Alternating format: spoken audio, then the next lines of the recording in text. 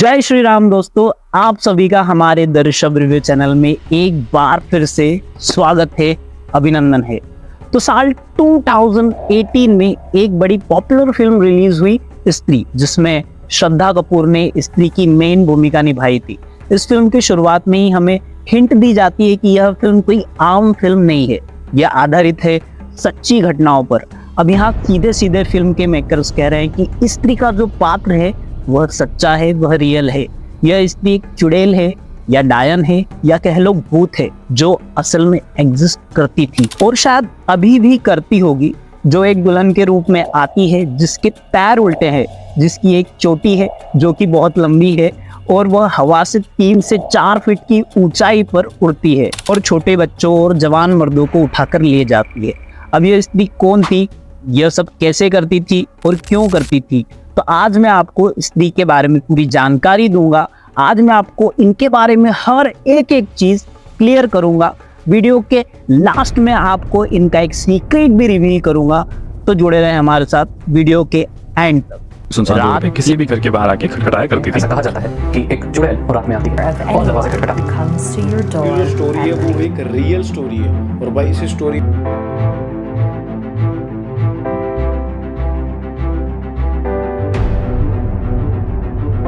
रात के 3 से 3:30 बजे के बाद आना, दरवाजा खटखटाना और आप जिन लोगों को जानते हो उनकी आवाज में आपका नाम पुकारना। अगर आपने दरवाजा खोल दिया या आवाज देने पर पलटकर देख भी लिया तो वो स्त्री आपको ले जाएगी। तो फिर आपके घर वाले आपको कितना भी ढूंढ ले, परेशान हो जाए, आप फिर भी कभी नहीं मिलने वाले। ऐसा ही एक किस्सा फिलीपींस में भी आया। एक महिला जो सड़कों पर पीठ दिखाकर डांस करती है और कोई भी इसके पास जाता है वो जिंदा बचता ही नहीं। जिस तरीके से यह महिला डांस करती है उसे सर्बिया का डांस कहते हैं। इस महिला को सर्बियन डांसिंग लेडी के नाम से पहचाना जाने लगा। लोग इस लेडी के दहशत में रहने लगे। इस तरीके का पहला मामला 1998 में पहली बार फिलीपींस में देखा गया।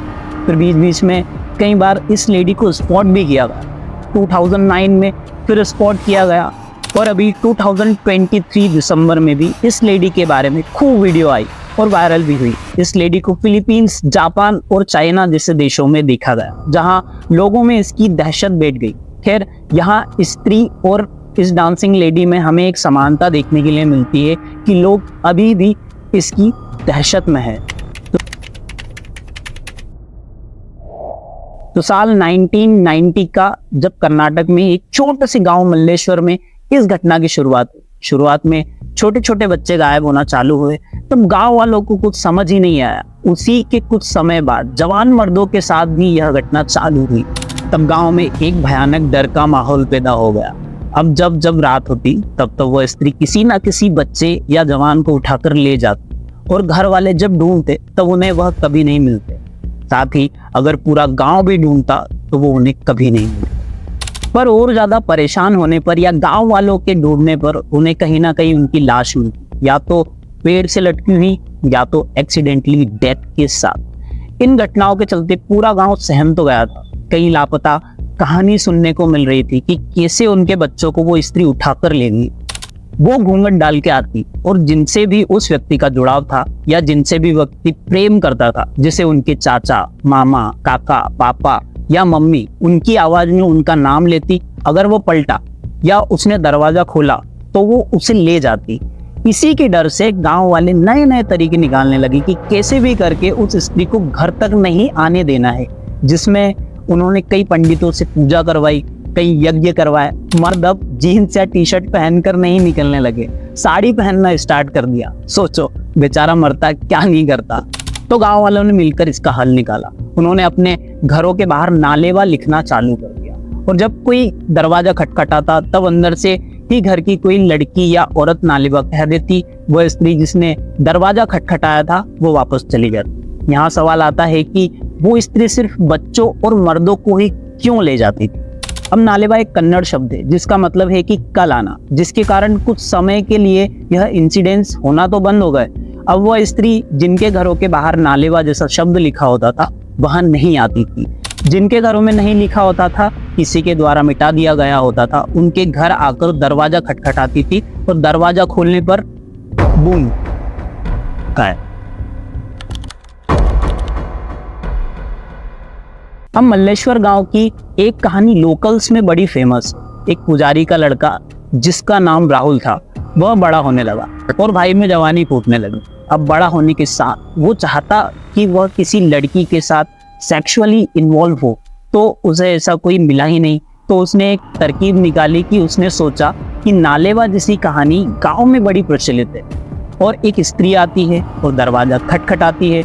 तब उसने सोचा कि वो इस सेक्सुअल ज़रूरत को पूरा करने के लिए नालेवा घर के बाहर से मिटा देगा और रात को दरवाजे के पास उसके आने का इंतज़ार करेगा।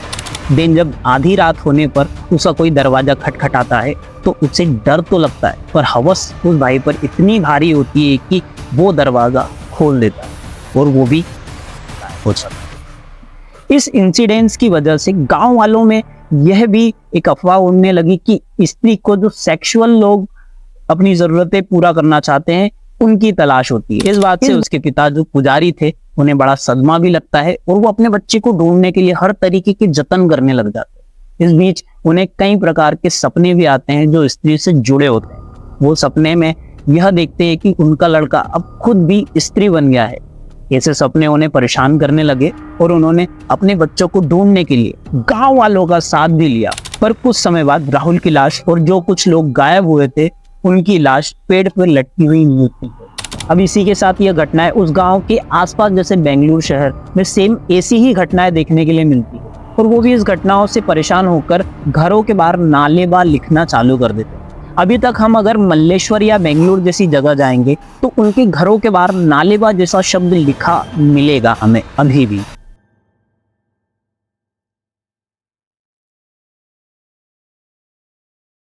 उस स्त्री का प्रभाव 20s के स्टार्टिंग तक चला। लोगों में इसकी काफी दहशत थी। गांव से कई बच्चे गायब हुए, पर क्या यह महज अफवाह थी या सच में वह स्त्री एग्जिस्ट भी करती थी? अभी हाल ही में मार्च 2018 में बेंगलोर मिरर 2016 की एक रिपोर्ट साझा करती है कि कैसे कर्नाटक ह्यूमन ट्रैफिकिंग में नंबर 5 पर आता है। अब यहाँ जिन्हें पता नहीं है कि ह्यूमन ट्रैफिकिंग क्या है, तो यहाँ आपको थोड़ा सा प्रैक्टिकल होने की जरूरत है। ह्यूमन ट्रैफिकिंग एक ऐसी चीज है जिसके लिए एक गिरोह काम करता है जो बच्चों को, महिलाओं को और जवानों को किडनैप कर लेता है और वह फिरौती नहीं मांगता। यह गिरोह बच्चों के हाथ या पैर काटकर अदर कंट्रीज में भीख मांगने के लिए छोड़ देता है और महिलाओं को सेक्स वर्कर के यहाँ बेच देता है ताकि यह बच्चे और महिलाएं जिनको इन्हें बेचा गया है उनके लिए पैसे कमा सके। अब आप सोच रहे होंगे कि यह गिरोह जवान इंसान को क्यों उठाता होगा। एक जवान इंसान या तो समझदार होता होगा और यह गिरोह उन्हें कहीं भी भेजेगा तो वो वहां से भागकर वापस आ सकता, पर ऐसा नहीं होता। यह गिरोह उन्हें या तो ऐसी जगह भेज देगा जहां उसे विदेशियों के लिए गुलाम बनाकर रहना होगा या फिर उन्हें मारकर उनके बॉडी के जो ऑर्गन्स होते हैं उसे ब्लैक मार्केट में बेच सके। यह एक बहुत बड़ा सच है और शायद किसी को हजम ना हो। बेंगलोर मिरर की रिपोर्ट की माने तो 1000 के लगभग केस दर्ज करे गए हैं और कुछ लोगों ने तो केस दर्ज भी नहीं कराए होंगे क्योंकि वो प्रैक्टिकली नहीं सोचते। उन्हें लगता है कि कोई स्त्री जैसा या डांसिंग लेडी जैसा भूत आया होगा और हमारे बच्चों को उठाकर ले गया होगा। खैर, अब यह स्त्री सच है या नहीं पर हमें बढ़ते ह्यूमन ट्रैफिकिंग पर एक बार नजर जरूर मारनी चाहिए और थोड़ा अलर्ट रहने और प्रैक्टिकल सोचने की हमें जरूरत है। हम अगर अफवाहों के बीच ही फंसे रहेंगे तो हम सच तक नहीं पहुंच पाएंगे और ऐसे मानव तस्करी करने वाले गिरोह को कैसे सह मिलेगी ये आपको भी पता है। वो बच्चों को गायब करते रहेंगे और किसी डायन या चुड़ैल का काम बताकर अपना काम करते रहेंगे। हमें बस थोड़ा सा जागने और सजग होने की जरूरत है और चीजों को थोड़ा प्रैक्टिकली तरीके से देखने की। तो हमारी इस वीडियो में कुछ गलत लगा हो तो मैं आप लोगों से दिल से क्षमा चाहता हूँ। तो मिलते हैं हमारी नेक्स्ट वीडियो में। जय श्री राम।